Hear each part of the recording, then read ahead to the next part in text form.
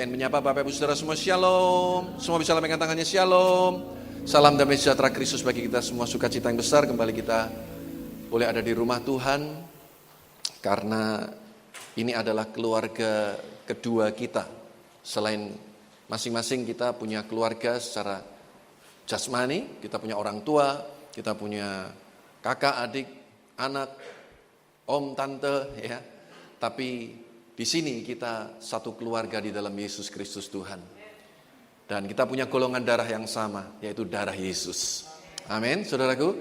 Puji Tuhan. Nah, pagi hari ini kita akan belajar dari keluarga yang ada di Betania. Saya beri tema khotbah hari ini, yaitu pelajaran dari keluarga di Betania. Nah, kita lihat sama-sama, saudaraku, Injil Yohanes pasalnya yang ke-11. Yohanes pasalnya yang ke-11.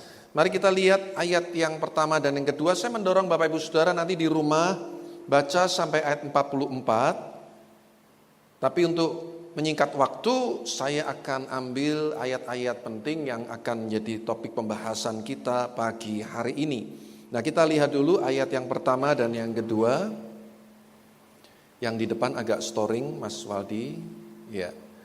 Nah, ayat yang pertama dan yang kedua dikatakan, ada seorang yang sedang sakit, namanya Lazarus. Ia tinggal di Betania, kampung Maria dan adiknya Marta. Maria ialah perempuan yang pernah meminyaki kaki Tuhan dengan minyak mur.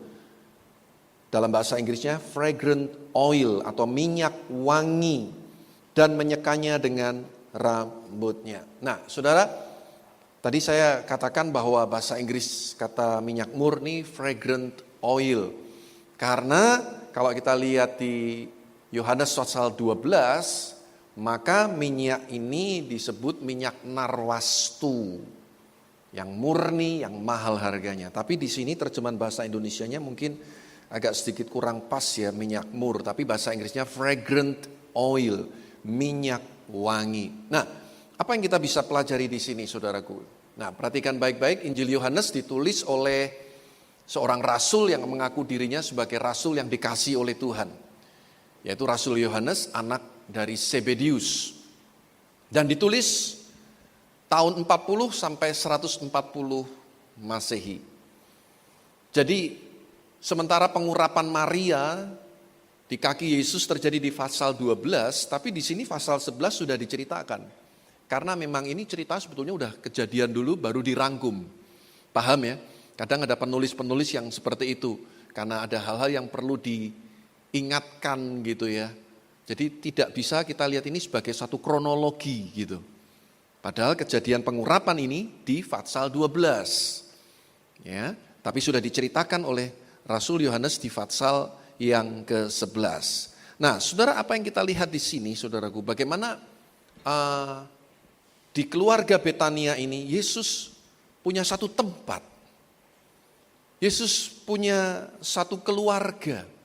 Dimana kalau Yesus ke Betania, pasti dia akan numpang di rumah tiga bersaudara ini. Maria, Marta, dan Lazarus. Nah, dari dua ayat ini apa yang saya ingin ceritakan, saudaraku? Apa yang saya ingin bagikan? Tadi dikatakan bahwa Maria adalah seorang wanita yang mengurapi kaki Yesus dengan minyak yang mahal, yang diceritakan dalam pasal 12. Dan saudara, apa yang sebetulnya melatar belakangi Maria mau melakukan semuanya itu? Sehingga dia rela mengorbankan satu minyak narwastu yang dikatakan mahal harganya. Yudas mengutip, dikatakan harga minyak itu sekitar 300 dinar. Atau setara dengan gaji orang kerja 300 hari. Bayangkan, saudaraku. Hanya untuk minyak wangi. Pasti mahal sekali. Tapi Maria rela pecahkan itu. Mengurapi kaki Yesus, bahkan menyeka dengan rambutnya. Kenapa Maria mau lakukan semuanya itu? Nah, makanya saudaraku, pasal 12 juga nggak bisa lepas dari pasal 11. Maria lakukan semuanya itu karena dia pasti sangat bersyukur. Saudaranya Lazarus sudah dibangkitkan dari kematian. Alkitab berkata orang yang banyak diampuni dosanya pasti akan banyak berbuat kasih. Orang yang banyak melakukan kesalahan tapi diampuni oleh Tuhan pasti rasa syukurnya luar biasa.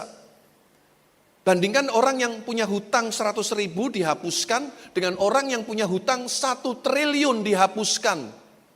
Kira-kira sukacitanya besar mana? Halo? Pasti yang 1 triliun ya. Kalau hutang kita cuma 100.000 mungkin kita bisa berpikir, ya itu kerja 1 hari lah gitu ya. Ya saya yakin kita pasti bersukacita juga. Tapi beda kalau 1 triliun kita nggak bisa bayar. Ini dihapuskan.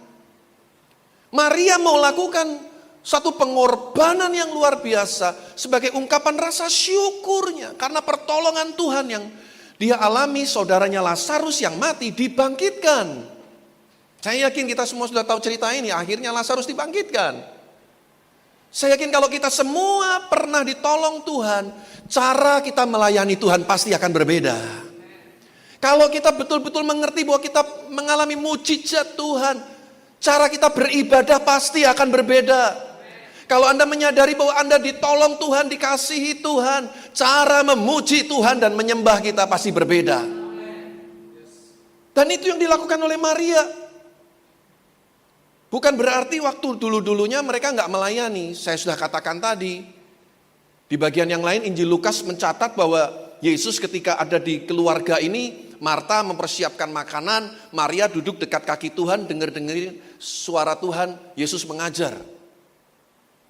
Itu sudah dilakukan sebelumnya. Tapi saya yakin pasti beda.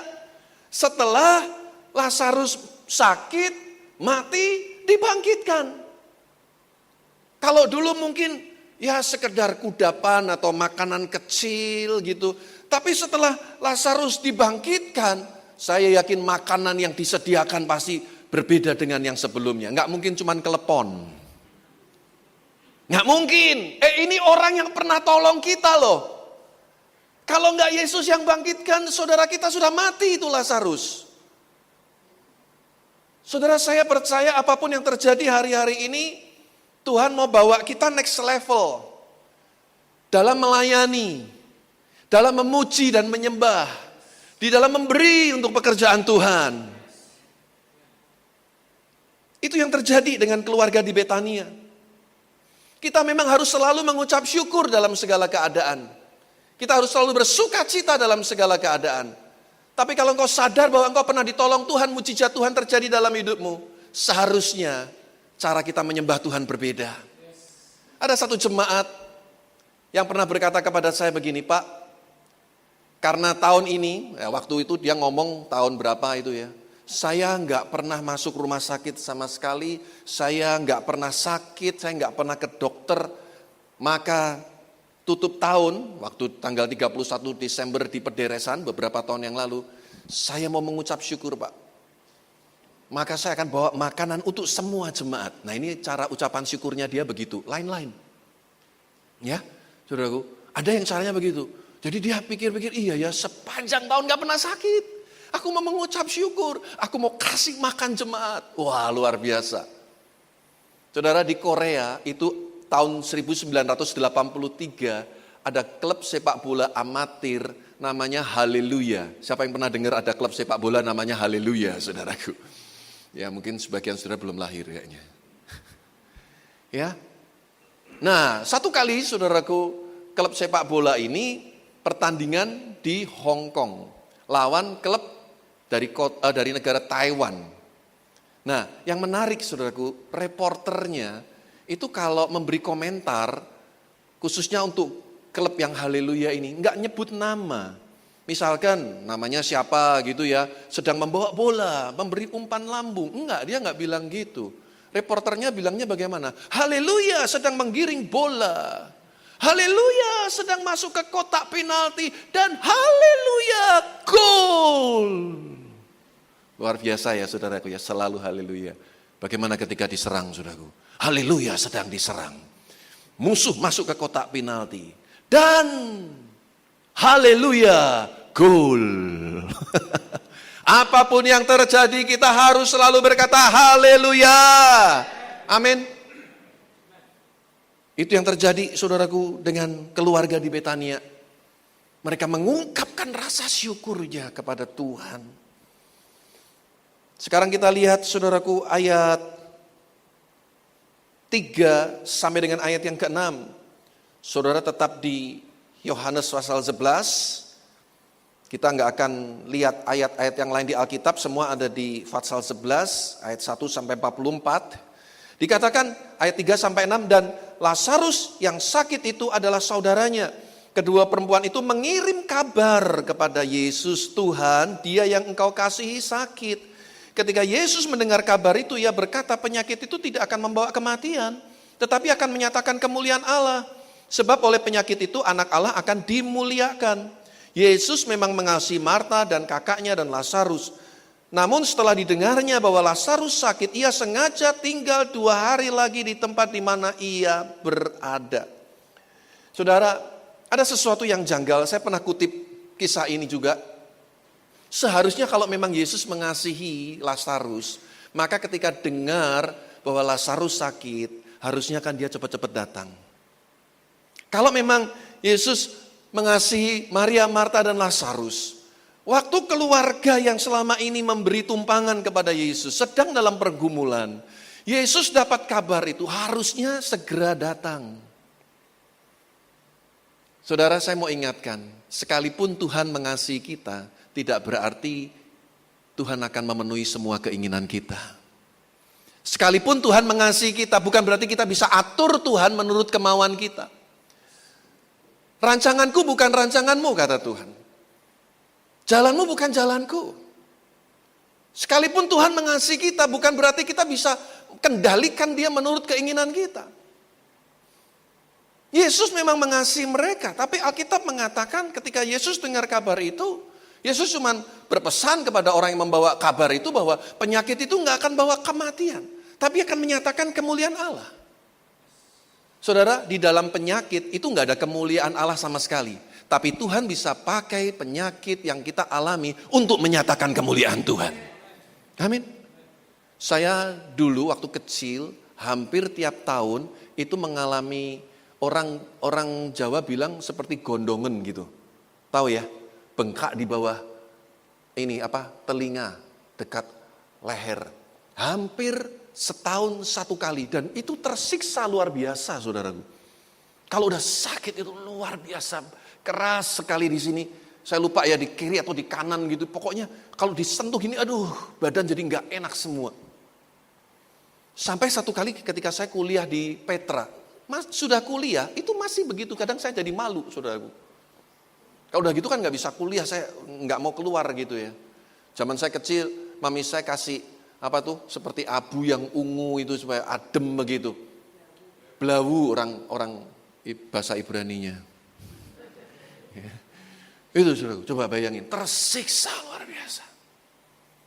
Setelah saya lahir baru, saudaraku, saya berdoa, saya minta mukjizat Tuhan. Dan saya berani bersaksi itu salah satu mukjizat Tuhan pertama yang saya alami dalam hidup saya. Dan sampai hari ini puji Tuhan saya tidak pernah mengalami itu lagi. Saudara yang kasih Tuhan, gak ada kemuliaan dalam penyakit. Tapi Tuhan bisa nyatakan kemuliaannya melalui sakit penyakit itu. Bahwa oleh bilur-bilurnya segala sakit penyakit kita disembuhkan. Yesus berkata kepada mereka, tapi Yesus gak segera datang.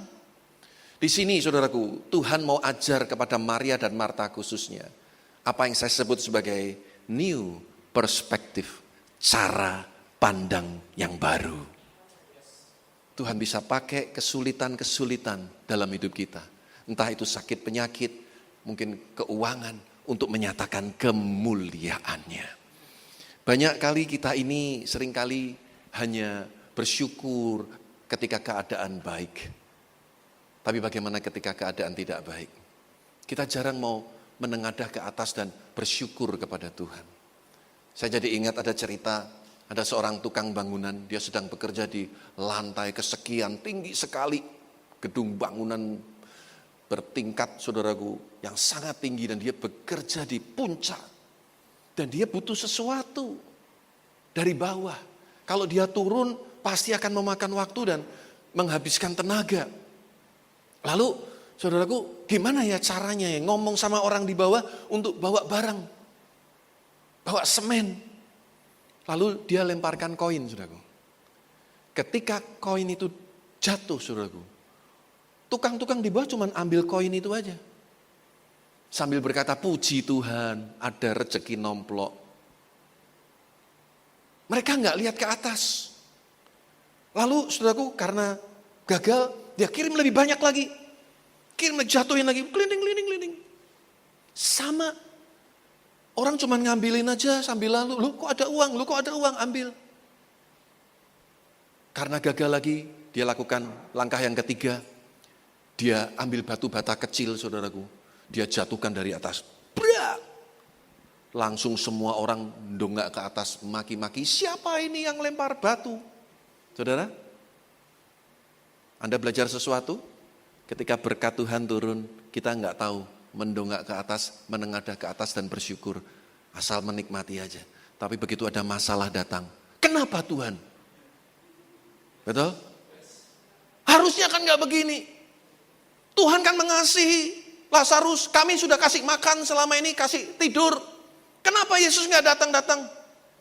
Bisa nggak Maria dan Marta lakukan itu? Bisa.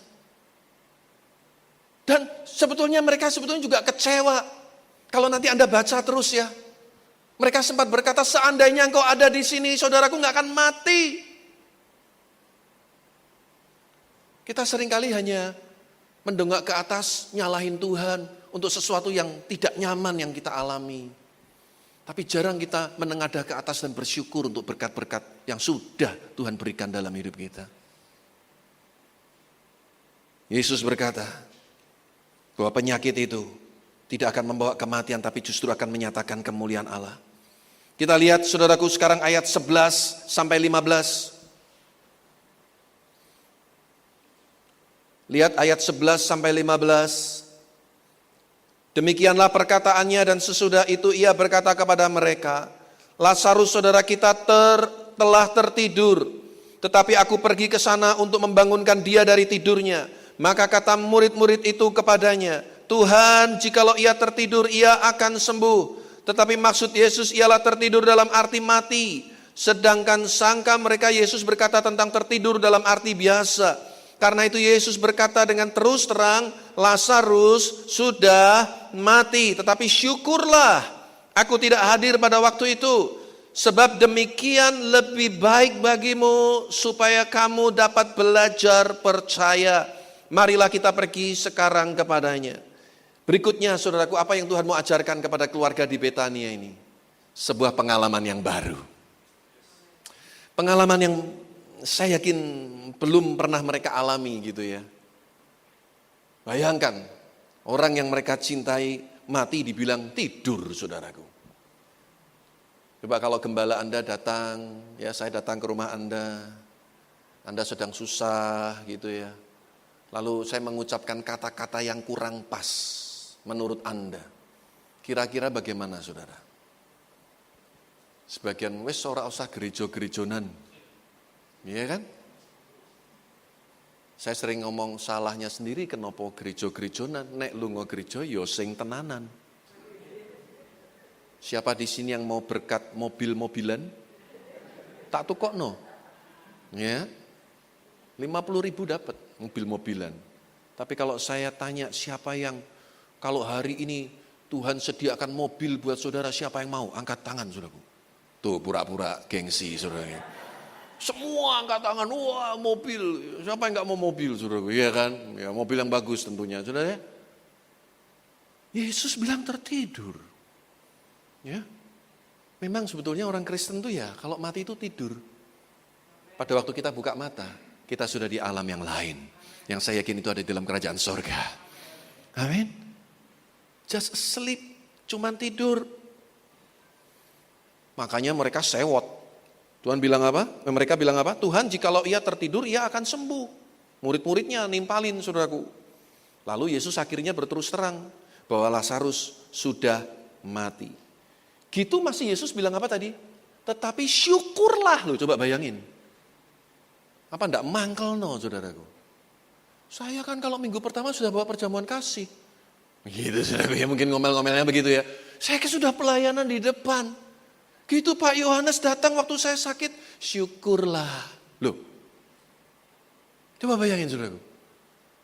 Tuhan mau bawa mereka semua dalam satu Pengalaman yang baru yang belum pernah mereka alami. Bahkan bagi murid-murid mereka lihat air berubah jadi anggur. Mereka lihat orang buta melihat. Mereka lihat, saudaraku, mungkin orang lumpuh berjalan. Ini sudah mati. Bahkan waktu Yesus datang, Lazarus mati berapa hari? 4 hari. Bayangin, saudaraku. Bersyukurlah untuk semua pengalaman yang Tuhan izinkan terjadi dalam hidup kita. Karena itu akan menjadikan kita orang-orang yang handal dan hebat. Tidak ada seorang pilot yang hebat kalau dia nggak pernah mengarungi badai di ketinggian yang luar biasa. Dengan pesawat yang dia kendalikan membawa mungkin ratusan penumpang. Di tengah-tengah hujan badai. Tidak ada nahkoda yang hebat yang dilahirkan. Tanpa nahkoda itu pernah mengarungi samudera yang sedang bergelora. Tidak ada montir yang hebat kalau ketika dia menghadapi kesulitan. Ketika mobil dia betulin, waduh nggak bisa deh, saya nggak mau dah.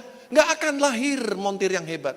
Demikian juga kita semua. Tuhan mau kita jadi pemenang-pemenang. Tuhan mau kita semua jadi orang-orang Kristen yang handal. Orang-orang Kristen yang kuat. Orang-orang Kristen yang cakap. Orang-orang Kristen yang hebat, saudaraku.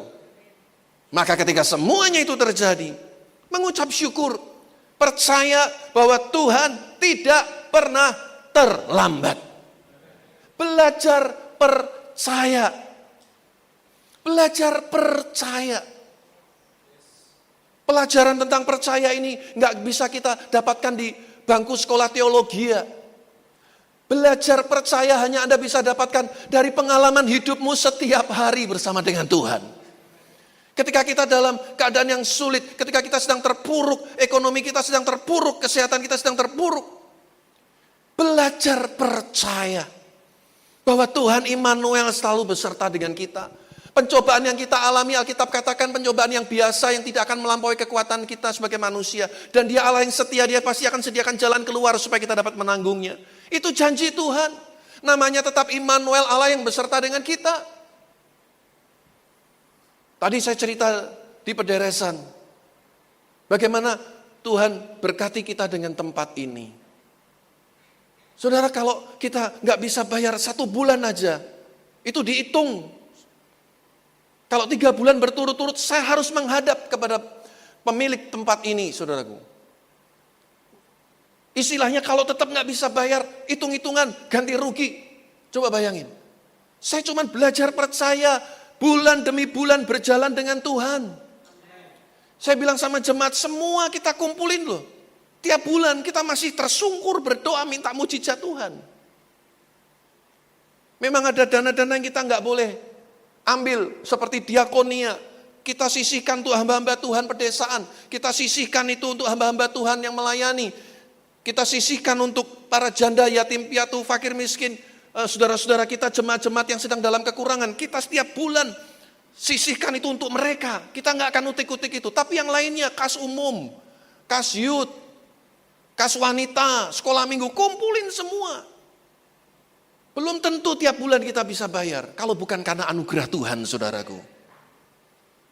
Jadi kalau kita bisa hari ini sebagaimana kita ada, semua karena kasih karunia kemurahan Tuhan. Masuk bulan Maret ini terus terang saya deg-degan, saudaraku. Sampai tanggal 28 Februari, kita memang ada beberapa berkat, tapi untuk pembelian kursi, semoga minggu depan kita sudah pakai kursi yang baru ya. Kalau Anda perhatikan beberapa minggu yang lalu saya duduk di depan tempat duduknya Power itu, saya nggak tahu yang nata kursi siapa, mungkin nggak lihat, itu sudah miring, saudaraku. Jadi saya sempat nyingkirin ke sana kalau Anda pernah lihat.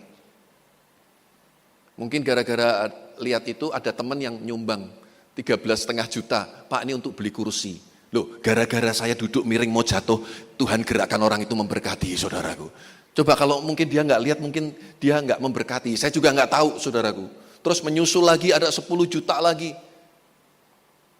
Ya, akhirnya kita sekarang bisa beli sementara 90 kursi dulu. Satu unit harganya 389.000. Yang minggu depan semoga sudah datang. Kita udah deal. Ya, kita cuma tambah sedikit dari proyek ke depannya. Nanti kita menyusul kalau sudah normal mungkin sudah ini kita minimal bisa 150 sampai 175 lah. Sudah sampai 28 Februari, saya masih berdoa, Tuhan ini Maret. Loh, Pak apa enggak ada cadangan? Betul ada cadangan, memang ada cadangan. Tapi saya spare untuk 3 bulan yang emergensi yang tadi saya cerita, saudaraku. Kalau sampai enggak ada 3 bulan ini gimana? Nah, jadi saya selalu berdoa Tuhan ini kalau bisa selalu aman. Begitu ya dalam nama Yesus nggak terjadi ya saudaraku ya. Nggak ada gitu, kita siap ini, udah siap. Saya udah bilang ke istri anak-anak kita harus siap juga. Kalau memang mobil harus kita jual, kita udah siap. Saudaraku, tanggal 2 Maret. 2 Maret. Ada orang kasih kabar ke saya. Menitipkan uang. Orang itu cuma titip uang aja. Lewat orang lain. Tolong diambil Pak, ini ada berkat. Ketika saya minta tolong anak saya untuk ambil saudaraku. Uang tunai. Dan persis jumlahnya untuk angsuran bulan Maret, saudaraku. Seperti Maria tadi loh. Kalau betul-betul rasanya mujizat Tuhan luar biasa. Saya yakin tepuk tangannya bisa lebih baik daripada ini. Haleluya. Ya, lewat lagi Maret, saudaraku. Belajar percaya. Memang tidak gampang, saudaraku. Tapi bersama Tuhan pasti kita bisa. Itu yang Tuhan mau ajarkan kepada Maria, Marta, murid-muridnya, dan orang-orang yang sedang berkabung saat itu. Karena orang Yahudi itu begini, berkabungnya 7 hari, saudaraku. 3 hari pertama, mereka berharap supaya bangkit. Karena mereka punya keyakinan, rohnya masih ada di situ. Ya, itu keyakinan orang Yahudi. Tapi begitu hari keempat, belum bangkit, nangisnya lebih kenceng lagi. Pakai pukul-pukul dada. 7 hari. Dan mereka dibayar. Tim paduan suara menangis. Lu ada saudaraku di situ. Dibayar, nangis pokoknya. Kamu nangis gitu. Bayangin saudaraku. Kita lanjutkan dulu ya. Ayat 25 sekarang sampai 27. Yohanes 11, 25 sampai 27. Jawab Yesus, akulah kebangkitan dan hidup. Barang siapa percaya kepadaku, ia akan hidup. Walaupun ia sudah mati. Dan setiap orang yang hidup dan yang percaya kepadaku tidak akan mati selama-lamanya. Percayakah engkau akan hal ini? Jawab Marta, perhatikan. Ya Tuhan, aku percaya bahwa engkaulah Mesias anak Allah. Dia yang akan datang ke dalam dunia. Saudara, pelajaran apa yang Maria dan Marta dapatkan? Melalui peristiwa ini, khususnya Marta, dia mendapatkan new revelation. Dia bisa dapat revelation. You are the Messiah. Engkaulah Mesias yang dijanjikan itu. Ingat salah satu murid Yesus yang pernah ngomong begini siapa? Petrus.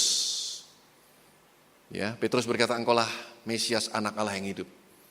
Petrus, bukan kamu yang berkata-kata, tapi Bapa di surga yang mewahyukan itu kepadamu. Dari peristiwa ini, Marta percaya engkaulah Mesias. Ketika Yesus berkata, akulah kebangkitan dan hidup. Engkau akan tetap hidup walaupun sudah mati. Kita orang percaya di dalam Tuhan. Fisik kita memang satu kali akan mati. Tapi di dalam hidup kita ada kehidupan yang kekal yang Tuhan sudah berikan kepada kita. Ayat-ayat berikutnya, ayat 39 sampai 44 dikatakan, kata Yesus, angkat batu itu. Marta, saudara orang yang meninggal itu berkata kepadanya, Tuhan, ia sudah berbau, sebab sudah 4 hari ia mati. Jawab Yesus, bukankah sudah kukatakan kepadamu, jikalau engkau percaya, engkau akan melihat kemuliaan Allah. Tuhan sampai ngulangin lagi, kalau kamu percaya, kamu akan lihat kemuliaan Allah. Kan aku sudah ngomong. Maka mereka mengangkat batu itu, lalu Yesus menengadah ke atas dan berkata, Bapa, aku mengucap syukur kepadamu, karena engkau telah mendengarkan aku. Aku tahu bahwa engkau selalu mendengarkan aku, tetapi oleh karena orang banyak yang berdiri di sini mengelilingi aku mengatakannya supaya mereka percaya bahwa engkaulah yang telah mengutus aku. Dan sudah berkata demikian, berserulah ia dengan suara keras, Lazarus, marilah keluar. Orang yang telah mati itu datang keluar, kaki dan tangannya masih terikat dengan kain kapan dan mukanya tertutup dengan kain peluh. Kata Yesus kepada mereka, bukalah kain-kain itu dan biarkan ia pergi. Nah, berikutnya apa yang Yesus lakukan sebelum membangkitkan Lazarus? Yesus perintahkan untuk menyingkirkan batu itu. Batu yang menghalangi mujizat terjadi dalam hidup kita harus disingkirkan dulu. Sebelum Yesus berkata, Lazarus keluar, batu itu harus disingkirkan. Kalau Anda mau mengalami mujizat Tuhan, singkirkan batu itu dalam hidupmu. Mungkin itu kepahitan, kekecewaan, sakit hati. Semuanya hanya akan menghalangi berkat Tuhan dicurahkan dalam hidup kita. Karena kalau kita tidak mau mengampuni, Bapa di surga juga tidak akan mengampuni kita. Mungkin batu itu adalah kemarahan yang luar biasa, yang terus meledak-ledak dalam hidup kita. Sehingga nggak ada berkat Tuhan, nggak ada sukacita dalam hidup kita. Saudara, mungkin batu itu karena ketidakpercayaan kita. Singkirkan itu. Orangku yang benar akan hidup oleh iman. Kita hidup bukan karena melihat, tapi karena percaya. Pada waktu orang-orang menyingkirkan batu itu, baru kemudian Yesus berkata, Lazarus keluarlah. Dan yang menarik, tubuh Lazarus masih terlilit dengan kain kapan, saudaraku. Bagaimana jalannya, bagaimana keluarnya, kalau Yesus bisa bangkitkan Lazarus dari kematian, masa enggak bisa bawa Lazarus keluar dari kubur? Amin. Saudara, percayalah, Tuhan kita itu sempurna dalam karyanya. Mari kita belajar memahami bahwa kedaulatan Tuhan itu di atas segala-galanya. Apa yang hari ini kita belum mengerti, sebenarnya Tuhan sudah tahu jauh-jauh hari sebelumnya apa yang akan Dia lakukan. Ketika Dia berkata, syukurlah aku tidak hadir pada waktu itu. Karena supaya dengan demikian kamu belajar percaya. Hari ini, apa yang sedang kita alami? Mungkin ada batu-batu yang menghalangi mujizat Tuhan terjadi dalam hidup kita. Jangan biarkan batu itu menutup pandanganmu untuk tetap terus memandang kepada Yesus, Sang Juru Selamat kita yang hidup. Dia Tuhan yang menolong kita, yang tidak pernah berubah dulu, sekarang, sampai selama-lamanya. Tuhan bawa keluarga ini dalam satu pengalaman-pengalaman yang baru. Tuhan bawa keluarga di Betania ini punya perspektif yang baru. Tuhan juga bawa keluarga ini punya new faith, iman yang baru. Saya yakin makanya masuk pasal 12 ketika Yesus berkunjung ke rumah Maria, Marta, dan Lazarus. Mereka menyambut dengan luar biasa. Saya berdoa sikap hati ini juga jadi bagian dalam hidup kita. Kalau engkau betul-betul menyadari bahwa hidup kita semua karena kemurahan Tuhan, cara worship kita berbeda. Cara menyembah kita berbeda. Cara kita beribadah berbeda. Cara kita melayani Tuhan berbeda. Cara kita memberi berbeda. Amin.